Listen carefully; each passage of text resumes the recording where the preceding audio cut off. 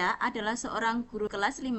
Beliau merasa kesulitan dalam menghadapi masalah siswa yang akhir-akhir ini kurang bersemangat saat datang ke sekolah. Tidak fokus saat mengikuti proses pembelajaran di kelas sehingga proses belajar dan pemahamannya menjadi menurun. Peran Ibu Susanti sebagai coach, Ibu Fitria sebagai coach. Selamat menikmati. Halo Mbak Fitria, Assalamualaikum. Waalaikumsalam, Mbak Santi. Gimana nih kabarnya Mbak Fitri? Alhamdulillah baik, Mbak Santi. Walau ini Mbak ada sedikit permasalahan. Keluarga juga sehat kan ya Mbak? Alhamdulillah Mbak sehat. Wah, ada permasalahan. Apa ada yang bisa saya bantu Mbak Fitri? Kok terlihatnya ada permasalahan? Iya nih Mbak Santi, jika Mbak Santi tidak keberatan dan tidak sibuk, bersediakah Mbak Santi meluangkan waktu sebentar, Mbak? Tentu saja boleh Mbak Fitri. Kebetulan saya juga sedang ada waktu luang nih. Yuk kita ngobrol yuk.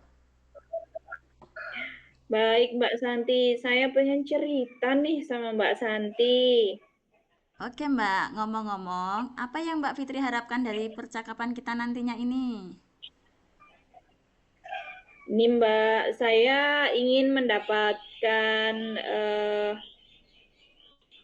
solusi dari permasalahan saya. Mungkin nanti setelah saya menceritakan pada Mbak Santi, saya bisa mendapat gambaran tentang apa yang akan saya lakukan.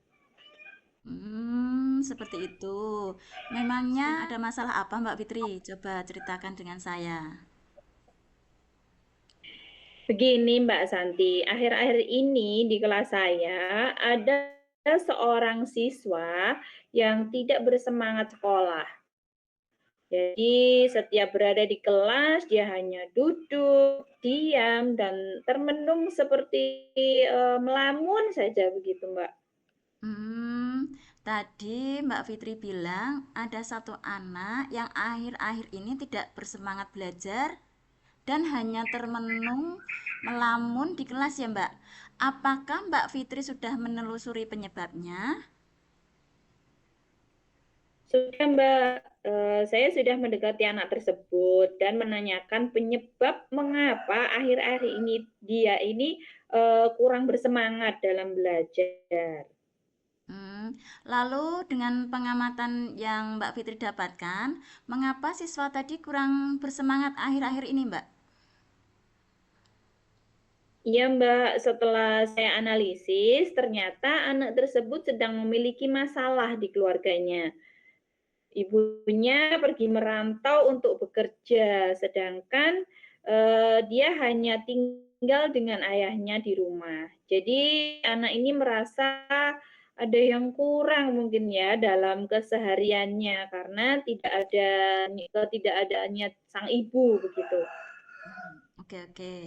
Kondisi seperti ini tuh terjadi setiap hari Mbak atau hanya pada akhir-akhir ini saja? Kondisi ini hanya terjadi akhir-akhir ini saja, Mbak. Mungkin karena anak tersebut belum terbiasa kali ya dengan tanpa ibunya begitu. Begitu ya Mbak ya.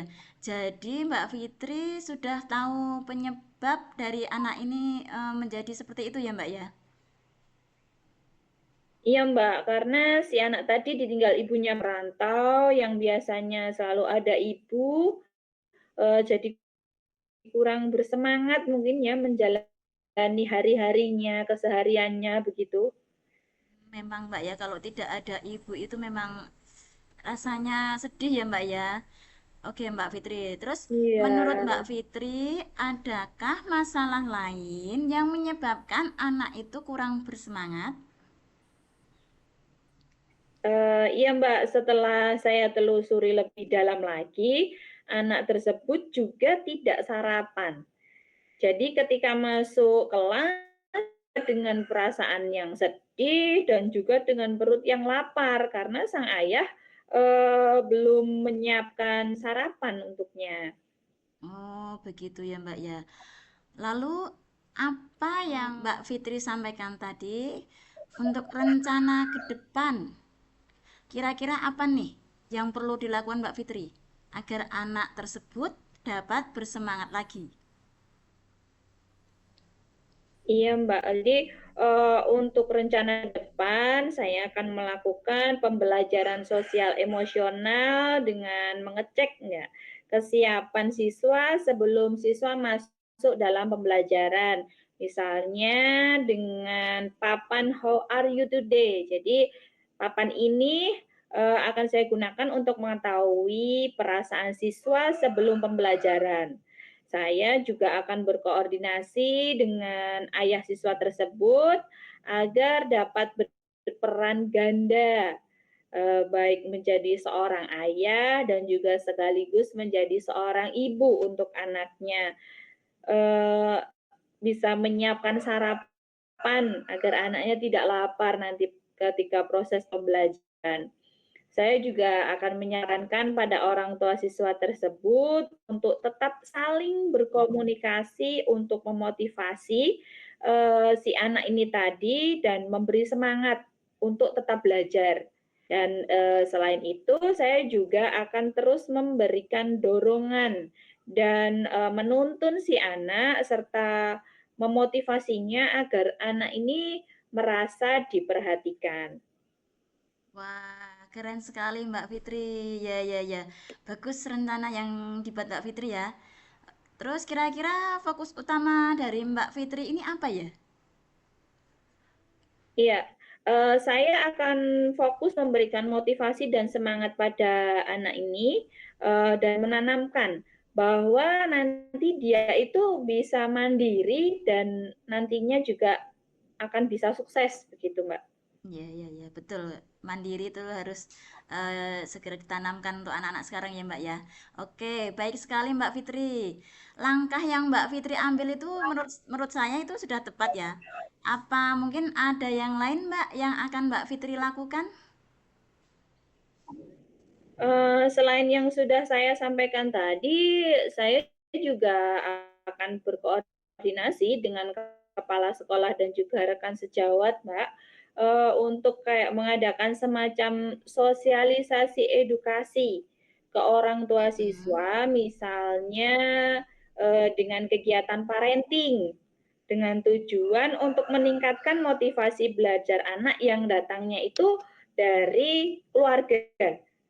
Nah, ya kan harus ada kolaborasi nih dari keluarga juga, dari sekolah juga. Dan menurut saya ini penting karena suasana hati anak yang datang ke sekolah itu sangat mempengaruhi proses belajar anak. Jadi ketika anak datang dengan perasaan yang senang dan gembira, mereka juga akan enjoy saja saat belajar. Nah, sebaliknya jika anak datang dengan hati yang kecewa, perasaannya tidak nyaman, maka ya terjadilah seperti kasus anak ini tadi. Oh, bagus, bagus. Bagus, Mbak Fitri. Apa yang disampaikan Mbak Fitri menurut saya sudah bagus. Dari hasil diskusi kita hari ini, apa komitmen yang akan Mbak Fitri lakukan agar anak ini kembali bersemangat belajar? Iya Mbak, saya berkomitmen dengan berusaha untuk terus mengingatkan anak untuk mandiri, sarapan pagi sebelum berangkat ke sekolah, dan saya juga akan terus memantau perkembangan anak ini melalui komunikasi dengan orang tuanya melalui WA nanti, Mbak. Oke. Kemudian, apa yang menjadi harapan Mbak Fitri ke depannya? Ya, harapan saya ingin anak ini nyaman dengan perasaannya juga yang senang saat datang ke sekolah. Jadi ketika pembelajaran pun dia mengikuti pelajaran dengan baik sehingga prestasi belajar siswa ini nanti dapat meningkat. Hmm, ya ya Mbak ya Mbak, saya jadi paham. Oke oke. Semoga apa yang menjadi rencana dan harapan Mbak Fitri dapat terlaksana dengan baik ya Mbak ya. Hmm, ya Mbak Santi, amin. Terima kasih ya Mbak Santi sudah bersedia meluangkan waktu dan mau sharing dengan saya. Saya senang dan lega bisa cerita dengan Mbak Santi. Saya sekarang jadi tahu nih apa nanti yang akan saya lakukan. Iya Mbak Fitri, Alhamdulillah nih Mbak nggih. Sama-sama Mbak Fitri, semoga diskusi kita hari ini bermanfaat ya Mbak Fitri ya.